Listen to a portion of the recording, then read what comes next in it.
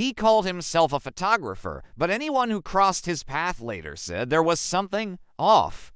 Not in a dramatic, horror movie way, just a strange stillness behind his smile, like his face was posing even when the camera wasn't. Between 1984 and 1990, he drifted through small American towns like dust floating through a sunbeam. Easy to miss if you weren't paying attention.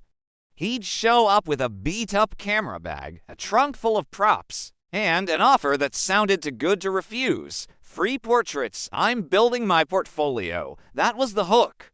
For young women chasing modeling dreams or just wanting pretty pictures for their walls, he felt harmless, right?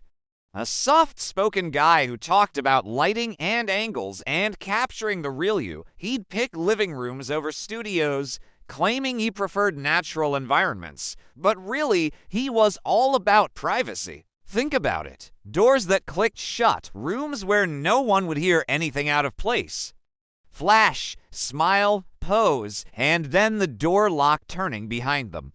It was like a scene straight out of a movie, where everything seems perfect until you realize it's all a setup.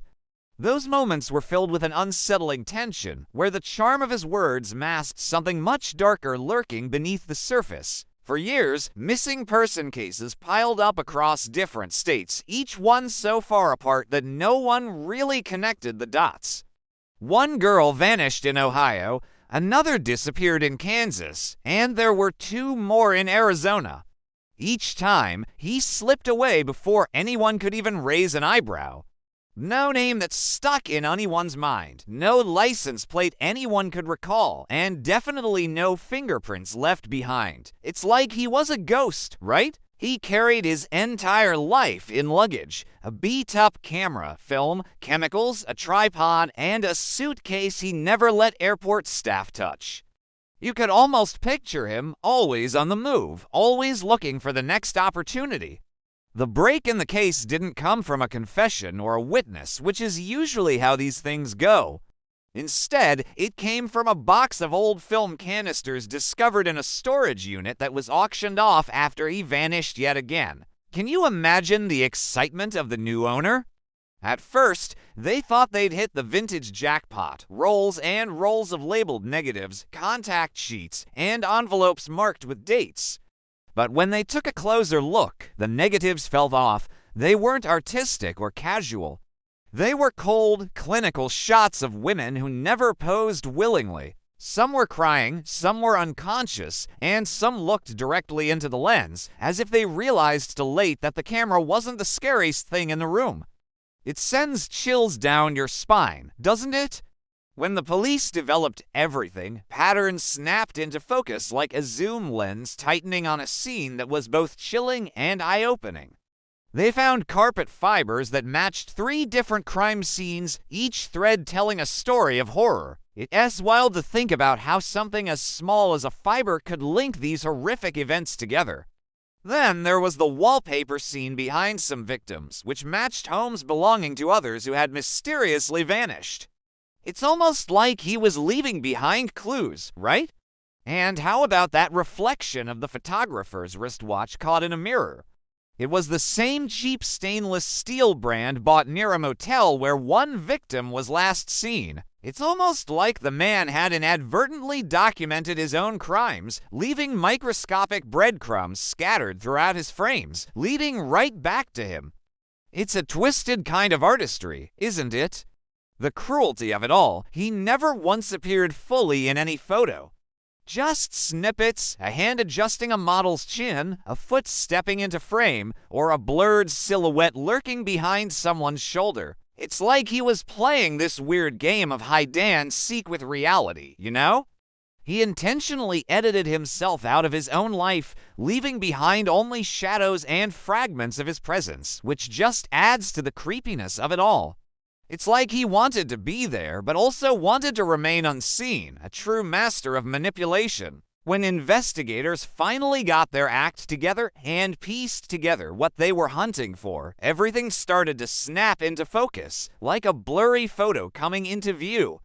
States began to cooperate, timelines merged, and his so-called artistic travels unraveled into a chilling cross-country trail of abductions and murders. It's mind-blowing. They traced him to Florida in 1990 thanks to a half-burned motel ledger where he'd signed a fake name. Can you believe that? It's like he was toying with them, leaving just enough breadcrumbs to keep them guessing. He even left behind film chemicals that matched his stash, practically inviting them to follow his trail.